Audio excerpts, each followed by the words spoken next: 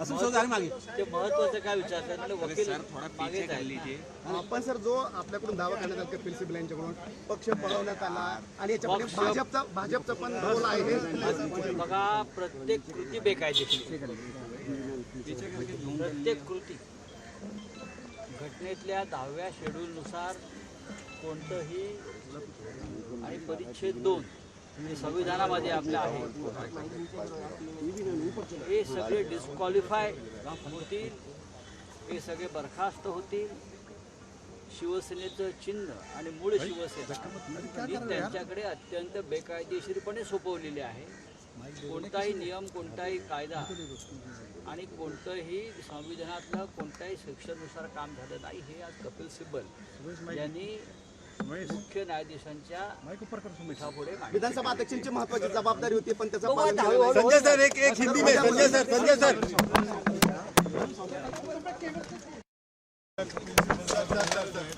Sir एक second sir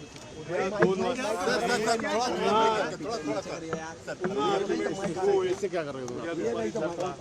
आज काही मुद्दे मांडण्यात आले. त्यांनी समोर न्यायाधीशांनी सुद्धा त्या प्रकारचा प्रतिसाद दिला. त्यांनी काही गोष्टी विचारल्या. त्याचं स्पष्टीकरण देताना व्यवस्थितरित्या तर्क मांडत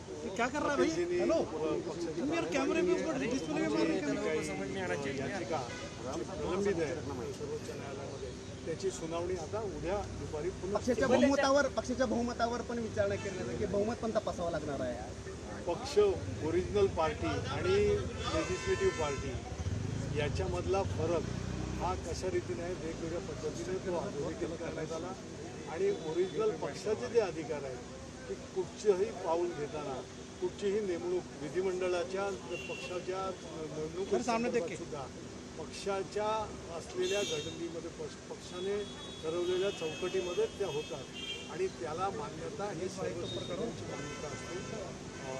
त्यामुळे या सगळ्या गोष्टी कशा रीतीने उल्लंघन करून बाकीच्या गोष्टी विधानसभा अध्यक्षावर पण खूप सगळ्या टिप्पणी त्यांनी दिलेल्या आहेत. सुभाष देसाई विरुद्ध जी केस होती त्या सुभाष देसाई केसचे दाखले देत कोर्टानेही त्या गोष्टी मान्य केल्या की यामध्ये अशा या गोष्टींचं उल्लंघन. सर पण या सगळ्यात एक प्रश्न कपिल सिब्बल जी ने आज जिस तरह से हमारे युक्तिवाद को हुआ होगा, कई मुद्दे इसमें आए जो ओरिजिनल पार्टी और लेजिस्लेटिव पार्टी इसमें क्या फर्क है और ओरिजिनल पार्टी की जो एक जिम्मेदारी रहती है, उसका जो एक भूमिका रहती है वो लेजिस्लेटिव पार्टी से कई ज़्यादा रहती है. इस बात को तर्क के साथ में कपिल सिब्बल जी ने आज सर्वोच्च न्यायालय में एकनाथ शिंदेच्या मुख्यमंत्री पदावरती पण प्रत्येक गोष्टीवर आणि त्याला सुभाष देसाई केसमध्ये दुजोरा आहे. सुभाष देसाई केसमध्ये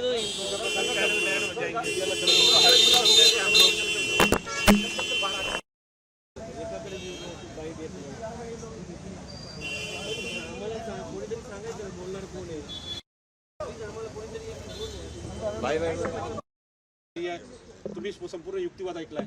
आज सुप्रीम कोर्टामध्ये माननीय कपिल सिब्बल यांनी बाजू मांडली आणि उद्या माननीय न्यायालयाने उद्याची पण पुन्हा वेळ दिलेली. उद्या पुन्हा 2 वाजता माननीय कपिल सिब्बल हे प्रतिपक्षाची बाजू मांडतील.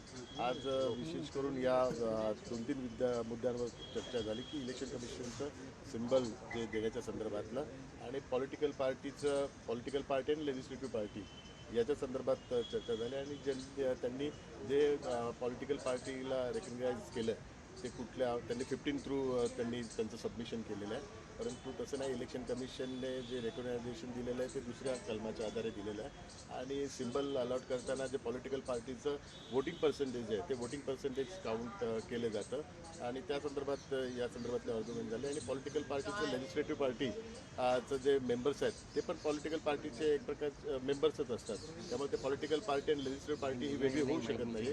अशा चर्चा झाल्यात. चर्चा उद्या पुन्हा 2 वाजल्यापासून चालू राहतील. उद्या माननीय कपिल सिब्बलच हे युक्तिवाद करतील आणि त्याच्यानंतर त्यांच्या वतीने अजून एक त्यांचे लॉयर हे युक्तिवाद करतील आणि त्यांचे युक्तिवाद पूर्ण झाल्यानंतर आमच्या वतीने रोदगी आहेत, कौल आहेत आणि मेहता साहेब आहेत आणि 4 असे सगळे सिनियर लॉयर आहेत. हे सर्वजण आमच्या बाजूने युक्तिवाद करतील आणि त्याच्यानंतर या संदर्भातला निर्णय होईल. आणि त्यांनी जो आज युक्तिवाद केला आहे त्या युक्तिवादाला प्रत्युत्तर आमच्या सगळ्या सिनियर लॉयरच्या माध्यमातून देण्यात येईल. कारण त्यांनी खऱ्या अर्थाने खोटी बाजू ही न्यायालयासमोर मांडलेली आहे. जे काही त्यांनी मुद्दे मांडलेले आहेत त्यात काही बेस नाही आहे. जी खरी बाजू आहे ती बाजू आमच्या सिनियर लॉयरच्या माध्यमातून माननीय न्यायालयासमोर मांडली जाईल. वकिलासोबत चर्चा केली आहे. नेत्यांनी आता बाहेर आल्यावर दावा केलाय की एक प्रकारे निकालच त्यांच्या बाजूने लागतो. आता संजय राऊत यांनी विक्ट्री साईन पण दाखवली. नाही, दावा कोणी करेल, कारण दावा निर्णय घेण्याचा हा अधिकार हा संपूर्ण माननीय सर्वोच्च न्यायालयाचा खंडपीठाचा आहे. त्यामुळे कोणी दावा करू शकत नाही आहे. त्यामुळे तो माननीय सर्वोच्च न्यायालयाचा आता अपमान होईल आणि त्यामुळे हा आता युक्तिवाद चालू आहे आणि आम्हाला संपूर्ण विश्वास आहे की आम्ही जे काही गोष्टी केलेल्या आहेत, जे काही प्रक्रिया केलेल्या आहेत आणि जी काही प्रोसिजर केलेली आहे ती घटनेला अनुसरून केलेली आहे आणि कायद्याला अनुसरून केलेली आहे. त्यामुळे आम्हाला संपूर्णतः विश्वास आहे. विश्वास असणं हा महत्त्वाचा आहे. दावा हा कोणीच करू शकत नाही. दावा हा माननीय सर्वोच्च न्यायालय स्वतः करू. संजय राऊतांनी याबद्दल खूप दावे केले होते. त्यापैकी काही खरे ठरले की नाही हा संशोधनाचा विषय, हा दावा करायचा नाही, हा दावा खरा की खोटा हा माननीय सर्वोच्च न्यायालयाचं खंडपीठच स्वतः त्या संदर्भातला निर्णय देतील. आम्हाला संपूर्णतः विश्वास आहे. हा दावा खोटा आहे हा हे आता माननीय सर्वोच्च न्यायालय त्यांच्या निकालाच्या माध्यमातून देतील. मुख्य नेते पदाच्या एकनाथ शिंदे यांच्या निवडीवरती आक्षेप घेतला गेला. कपिल सिब्बल यांनी सांगितले की घटनेत हे पदच नाहीये शिवसेनेच्या घटनेमध्ये. नाही, कपिल सिब्बल यांनी हीच चुकीची माहिती माननीय न्यायालयासमोर मांडलेली आहे. कारण घटनात्मक पदाची ती निर्मिती केलेली आहे आणि ती निर्मिती करताना जी काही इलेक्शन कमिशनचे जे प्रोसिजर आहेत ते प्रोसिजर आम्ही फॉलो केलेले आहेत आणि जी माननीय बाळासाहेबांची जी घटना आहे त्या घटनेला अनुसरूनच ह्या सर्व आम्ही प्रोसिजर केलेले आहेत.